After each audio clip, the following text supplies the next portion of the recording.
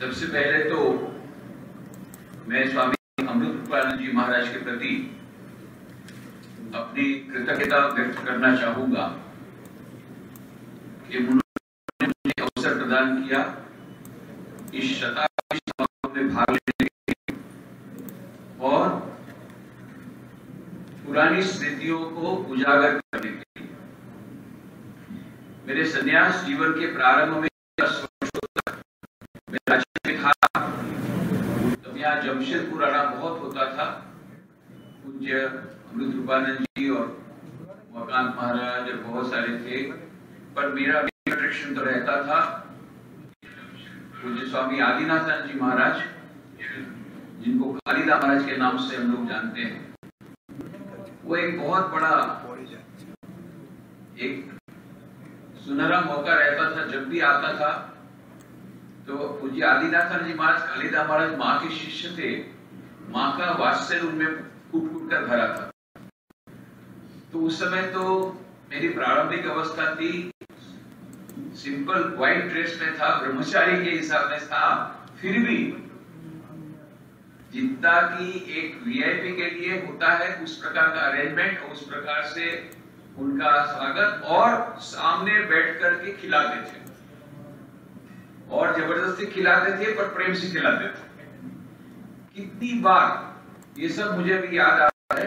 इस सब स्मृतियों को उजागर करने के लिए भी मैं इस अवसर पर पूज्य स्वामी आदिनाथानंद जी महाराज, कालिदा महाराज एवं पूज्य विजय महाराज, जिनके नाम से यह हॉल है, उनके चरणों में विशेष प्रणाम निवेदित करता हूं।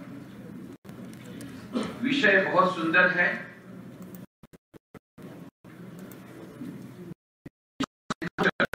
Between two visionaries, ji and ताता, जिसका कि हिंदी अनुवाद ऐसा होगा, दो दिव्य दृष्टा स्वामी विवेकानंद एवं श्री जमशेदजी ताता के बीच आकस्मिक मिलन। यह मैं अपने आप को परम सौभाग्य, मैं परम सौभाग्य समझता हूं कि जमशेदपुर में जमशेदजी ताता के बारे में बोलने का मुझे शुभ अवसर मिल रहा है। इसके पहले जमशेदजी ताता के संबंध में कई बार बोला हूं, पर आज जमशेदपुर में जमशेदजी ताता के बारे में बोलने का शुभ अवसर मिल रहा है। तो इसमें हम लोग देखते हैं क्या है, इट्स अ चांस एनकाउंटर। ये एक आकस्मिक मिलन था। आकस्मिक मिलन इसलिए बोलते हैं क्योंकि कोई स्वामी विवेकानंद और जमशेदजी ताता ने एक दूसरे का अपॉइंटमेंट नहीं लिया था। जा रहे थे अमेरिका शिकागो विश्व धर्म सभा में भाग लेने के लिए। यह जो शिकागो विश्व धर्म सभा जो आयोजित की गई थी, वो अमेरिका में कोलंबस ने 400 वर्ष पूर्व, उस समय के 400 वर्ष पूर्व अमेरिका की खोज की थी। उसके भाग के रूप में 400 वर्ष के समारोह के उपलक्ष्य में बहुत सारे कार्यक्रम थे, जिसमें एक बहुत बड़ा एक्सपोजिशन था, इंडस्ट्रियल एक्सपोजिशन और दूसरे प्रकार के एक्सपोजिशन। तो जमशेदजी ताता जा रहे थे वो इंडस्ट्रियल एक्सपोजिशन देखने के लिए, जानकारी लेने के लिए। शायद विश्व के कोई भी बहुत बड़े बड़े बिजनेसमैन, बड़े बड़े इंडस्ट्रियलिस्ट सभी जा रहे थे, क्योंकि बहुत बड़ा वो एक्सपोजिशन था जिसको देखने के लिए 1 साल लग जाता था पूरा का पूरा देखना। तो ये उसी समारोह के भाग के रूप में वर्ल्ड पार्लियामेंट रिलीजन का भी आयोजन हुआ था। तो कह सकते हैं कि कोलंबस के 400 वर्ष की अमेरिका की खोज के अवसर पर जो कार्यक्रम थे उसमें दोनों जा रहे थे। और जहां पर ये लोग मिले वो है एसएस एम्प्रेस ऑफ इंडिया नाम के जहाज में। ये जहाज 14 जुलाई को योकोहामा से निकला। 14 जुलाई 1893, 14 जुलाई 1893 को योकोहामा से वह निकला और 25 जुलाई वैंकूवर माने कनाडा पहुंचा। स्वामी विवेकानंद पहले वैंकूवर गए, वहां से फिर वो ट्रेन के द्वारा शिकागो गए। तो आप सोचिए कि उसमें तो टोटल 770 पैसेंजर्स थे, टोटल 770 पैसेंजर्स, जिसमें 120 फर्स्ट क्लास के थे और 50 सेकंड क्लास के थे, 600 स्टीयरेज के थे, टोटल 770 पैसेंजर्स। इतने पैसेंजर्स में स्वामी विवेकानंद का जमशेदजी टाटा के साथ कैसे मिलन हुआ? तो जमशेदजी टाटा तो बहुत बड़े बिजनेसमैन थे, उसी समय भारत के बहुत ख्यातनाम बिजनेसमैन थे और 2 क्लॉथ मिल भी उन्होंने उस समय चला के रखी थी, तो इसलिए उनके साथ एक सर्वेंट था, तो नेचुरली वो तो फर्स्ट क्लास में ट्रैवल करेंगे। पर स्वामी विवेकानंद की जो मद्रास के आलासिंगा पेरुमल और अन्य युवकों ने चंदा इकट्ठा करके जो की थी, वो सेकंड के शिष्य थे। उनको जब पता पड़ा, जगमोहन लाल जी को भेजा मुंबई और कहा कि नहीं, सेकंड क्लास की टिकट फर्स्ट क्लास कराओ। स्वामी विवेकानंद का मैं सन्यासी हूँ, मैं सेकंड क्लास में जाऊंगा। बोले नहीं, भले आप सन्यासी हो और राजा के गुरु हो, तो राजा के गुरु का, राजा का अपमान होगा कि आप सेकंड क्लास में जाएंगे। तो अब सोचिए, क्योंकि स्वामी विवेकानंद फर्स्ट क्लास की टिकट में थे, इसलिए जब के साथ एनकाउंटर हुआ, ये मिलन हुआ, नहीं तो नहीं होता। 770 कहां से मिली? पर ये बात अलग है कि दोनों एक ही होटल में ठहरे थे, ओरिएंटल होटल में जमशेदजी टाटा बहुत दिन तक रहे थे। जब जापान की भी वो स्टडी करने के लिए आए थे, वहां के इंडस्ट्रियल यूनिट्स को देखने के लिए। उसके कुछ दिनों बाद स्वामी विवेकानंद भी, उन्होंने भी वहीं चेक इन किया, पर वहां पर कुछ बातचीत हुई कि नहीं, उसका कोई प्रमाण हमारे पास नहीं है। तो ये जो चांस, जो एनकाउंटर है, जो आकस्मिक जो मिलन हुआ, ये एक ऐतिहासिक मिलन है, जिसका अभी हम लोग शायद पूरा का पूरा महत्व समझ नहीं पा रहे, परंतु बाद में हम लोगों को उसकी जानकारी मिलेगी। तो ये जो चांस मीटिंग हुई, उसमें क्या क्या बातचीत हुई हमको मालूम नहीं है, परंतु एक पत्र है जो जमशेदजी टाटा ने लिखा था स्वामी विवेकानंद को। यह जो स्वामी विवेकानंद का पत्र है, उसमें हमको बहुत सारी जानकारी मिलती है। हमको उसके बारे में इंगित होता है क्या क्या बातचीत उन्होंने की होगी। तो उसमें 23 नवंबर 1898 को मुंबई से श्री जमशेदजी टाटा लिख रहे हैं पत्र स्वामी विवेकानंद को। अत्यंत महत्वपूर्ण पत्र, और यही हमारा एकमात्र प्रमाण है अभी कि उनके बीच इनकाउंटर हुआ था, ये भी प्रमाण, और क्या क्या बातचीत हुई थी, बाकी और कुछ जानकारी नहीं मिलती। जमशेदजी टाटा का जीवन चरित्र लिखा है श्री लाला साहब ने, BL लाला। तो उनको मैं मिलने मुंबई गया था, उनको भी मैंने पूछा कि टाटा के आर्काइव्स में कुछ ऐसी एक्स्ट्रा जानकारी है क्या, पर बोलो कि नहीं, हमारे पास कोई जानकारी नहीं, बल्कि आप जो मुझे जानकारी दे रहे वो भी हमारे पास नहीं थी। हमारे पास केवल ये पत्र था जमशेदजी टाटा का। उसके बाद में मैंने और भी बहुत सारी जानकारी दी, बोले ये तो हमारी नहीं है, फिर उन्होंने अपनी बायोग्राफी में डाल दिया। परंतु दूसरा, वो जो बातचीत के बारे में वहां पर कोई जानकारी नहीं है। तो इसलिए ये पत्र बहुत महत्वपूर्ण है कि इसमें जो जानकारी है ये हमारे पास ऐतिहासिक जानकारी है। तो क्या कहते हैं स्वामी विवेकानंद को जमशेदजी टाटा? प्रिय स्वामी विवेकानंद। देखिए, डियर स्वामी विवेकानंद, मतलब उनका एक रिश्ता बन गया था। 11 दिन तक जब थे, रिश्ता बन गया था, नहीं तो डियर स्वामी विवेकानंद नहीं लिखेंगे, प्रिय स्वामी विवेकानंद। आशा है आपको जापान से शिकागो तक के अपने इस सहयात्री की याद होगी। जमशेदजी टाटा लिख रहे हैं कि आपको शायद याद होगी। क्यों ऐसा लिख रहे हैं? क्योंकि 11 दिन तो साथ में थे, बात अलग है, पर उस समय स्वामी विवेकानंद अननोन मॉन्क थे, वो विश्व प्रसिद्ध नहीं हुए थे।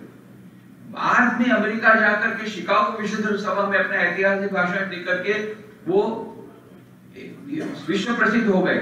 उसके बाद से 3.5 वर्षों तक वहां पर अमेरिका में रहे, यूरोप में रहे, और जब 1897 में जो भारत लौटे तो उनका ऐसा ही स्वागत हुआ जैसा एक विश्व विजयी का होता है। उस समय युवकों के हीरो थे स्वामी विवेकानंद। तो जमशेदजी टाटा को लगा कि इसके बाद तो 4 साल के भीतर में तो कितने लोगों को स्वामी विवेकानंद मिले हैं, स्वामी विवेकानंद को कितने लोग मिले हैं, कितने स्वामी विवेकानंद को कहां से कहां ऊपर चले गए, तो शायद अब मुझे याद करते हैं कि नहीं, या मुझे याद है कि नहीं मेरे बारे में। इसलिए कहते हैं शायद आशा है आपको जापान से शिकागो तक की अपनी इस सहयात्री की याद होगी। आपके वे विचार मुझे अब विशेष रूप से स्मरण हो रहे हैं कि भारतवर्ष में त्याग तपस्या का जो आदर्श पुनः जागृत हो रहा है, हमारा उद्देश्य उसे नष्ट करना नहीं बल्कि उसे रचनात्मक पथों पर परिचालित करने की विशेष आवश्यकता है। ये जो स्वामी विवेकानंद ने कहा था कि एक ऐसी धारणा है कि इस सन्यासी युग से क्या होगा, ये सन्यासी ठीक नहीं समाज के लिए, पर उसकी भी जो त्याग तपस्या है उसको भी एक कंस्ट्रक्टिव चैनल में उसको प्रोवाइड करना, इसके बारे में स्वामी विवेकानंद ने जरूर कहा होगा। और स्वामी विवेकानंद के कई पत्रों से, कई उनके वार्तालापों से प्रतीत होता है। आज सुबह भी प्रेसिडेंट महाराज ने जो मैसेज दिया उसमें भी लिखा है, what we want is science coupled with Vedanta, modern science coupled with वेदांत।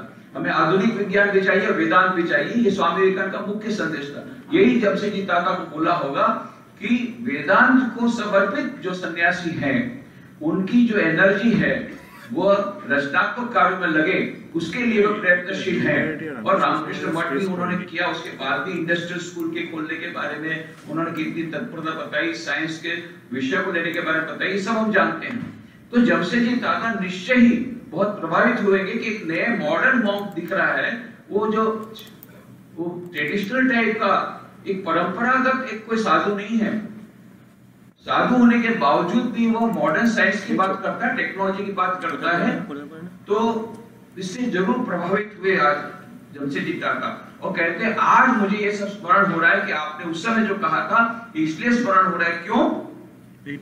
अपने विज्ञान शोध संस्थान के संदर्भ में ही मैं आपके विचारों को स्मरण कर रहा हूं। क्यों? हम जानते हैं कि इंडियन इंस्टीट्यूट ऑफ साइंस जो प्रारंभ हुई बैंगलोर में 1909 में, उसके बैकग्राउंड में यही है कि जमशेदजी ताता का वो ड्रीम प्रोजेक्ट था। उन्होंने इसके लिए अथक प्रयत्न किया था, और ये प्रयत्न करने के लिए उन्होंने उस समय के जमाने में 30 लाख रुपया बहुत होता था। 30 लाख रुपया उन्होंने प्रॉमिस किया था, मैं 30 लाख रुपया इस संस्था को प्रारंभ करने में दूंगा, और बाकी के पैसे वो चाहते थे कि सरकार की तरफ से आएंगे और पब्लिक की तरफ से आएंगे। परंतु अनफॉर्चुनेटली सरकार ने बिल्कुल कड़ा रुख अपनाया, बिल्कुल ही कोई सपोर्ट नहीं दिया। और वो था भी, जो इसका कारण ये था कि ब्रिटिश गवर्नमेंट चाहती थी किस प्रकार की शिक्षा हो कि यहाँ पर क्लर्क निकले बस, जो हमारा काम करते रहे। पर उनमें साइंटिफिक टेम्पर आया, टेक्नोलॉजी में डेवलपमेंट हो जाए, भारत के लोग हमसे आगे बढ़ जाए, वो कभी नहीं चाहते थे। इसलिए वो शिक्षा, हमारी ये शिक्षा जो थी साइंटिफिक टेम्पर वाली, उसके विरुद्ध में वो थे। उन्होंने कोई सपोर्ट नहीं दिया। तब जाकर के स्वामी विवेकानंद जी को जमशेदजी ताता ने कहा कि ये स्वामी विवेकानंद ही एक ऐसे हैं जो सारे देश को गैल्वेनाइज कर सकते हैं, सारे देश को प्रेरित कर सकते हैं। और ब्रिटिश सरकार ने दो बड़ा एक उसमें रोड़ा लटकाया कि आपको इतने सारे विद्यार्थी कहां से मिलेंगे इस हायर एजुकेशन के लिए, उसके भी उन्होंने शंका व्यक्त की थी।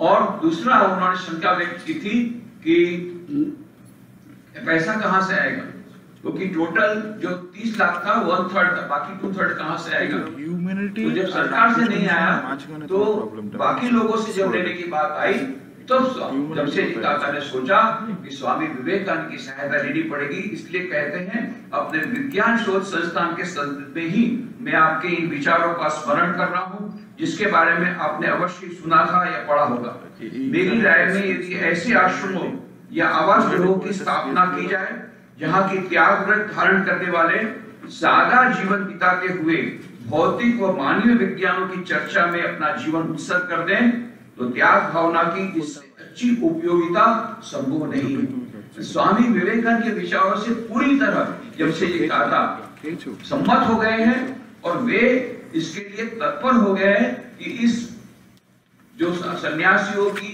ये जो त्याग तपस्या को ये रचनात्मक दिशा में उसको मोड़ दिया जाए। उसके बाद में जमशेदजी ताता लिखते हैं, मुझे लगता है इस तरह के धर्म युद्ध का उत्तरदायित्व यदि कोई योग्य नेता उठा ले तो इससे धर्म व विज्ञान दोनों की ही प्रगति होगी तथा हमारे देश की कीर्ति भी फैलेगी। 3 चीजें उन्होंने बताई, धर्म, विज्ञान। और ये आश्चर्य की बात है कि स्वामी विवेकानंद भी यही चाहते थे कि धर्म की भी उन्नति हो, विज्ञान की भी उन्नति हो, दोनों एक दूसरे की तरह नहीं रह सकते हैं। ये बात जमशेदजी ताता भी बोल रहे हैं कि यदि ऐसा कुछ होगा तो ये उत्तरदायित्व यदि कोई ऐसा अच्छा व्यक्ति लेगा तो धर्म की भी उन्नति होगी, विज्ञान की भी उन्नति होगी। और तीसरा बता रहे हैं कि हमारे देश की कीर्ति भी फैलेगी। दोनों देखिए, एक थे बिजनेसमैन जमशेदजी ताता, कहां एक बिजनेसमैन और कहां उनसे दुगनी उम्र वाले प्रयास, और इधर स्वामी विवेकानंद मात्र 30 वर्ष के नवयुवक और सन्यासी, जिनको बाह्य सांसारिक वस्तु से कोई लेना देना नहीं, परंतु कॉमन यही था, दोनों धर्म में, विज्ञान के सामंजस्य में मानते थे और दोनों अपना देश हमारा महान बने, आर्थिक रूप से महान बने भारत, और भारत सभी प्रकार से आगे बढ़े। और वो जो आगे बढ़े, अग्निमय वाणी से एक पुस्तिका लिख सकते हैं जिसके प्रकाशन का व्यवहार मैं सहर्ष स्वीकार करूंगा। तो जमशेदजी ताता रिक्वेस्ट करते हैं, अनुरोध करते हैं स्वामी विवेकानंद को, एक छोटी सी पुस्तिका निकालिए और उसमें आप अपनी अग्निमय वाणी, देखिए स्वामी विवेकानंद के जो प्रवचन थे अग्निमय थे, पर जमशेदजी ताता को इसका समाचार मिला है कि भारत में किस प्रकार से अग्निमय भाषण देते थे। बोले आपकी अग्निमय वाणी में, आप अग्निमय भाषा में आप ये पुस्तिका लिखिए, सारा देश जागृत हो जाएगा। और यही हुआ। इसके बाद में क्या हुआ, इस लिखते हैं, जिसके प्रकाशन का व्यवहार में सहर्ष करूंगा, सम्मान आपका विश्वस्त JN, ये है पूरा पत्र। तो ये पत्र क्यों लिखा था स्वामी विवेकानंद को जमशेदजी ताता ने, जैसा मैंने बताया था 1898 सितंबर में जमशेदजी ताता ने जब ये डिक्लेयर किया कि एक इस प्रकार की साइंटिफिक यूनिवर्सिटी स्थापित करने के लिए मैं 30 लाख का अनुदान में डिक्लेयर करता हूं, तो सारे देश में तहलका मच गया। टाइम्स ऑफ इंडिया वगैरह कई समाचार पत्रों ने विशेष लेख लिखे और उन्होंने कहा कि ये उसके लिए मानो एक नई लहर आ गई।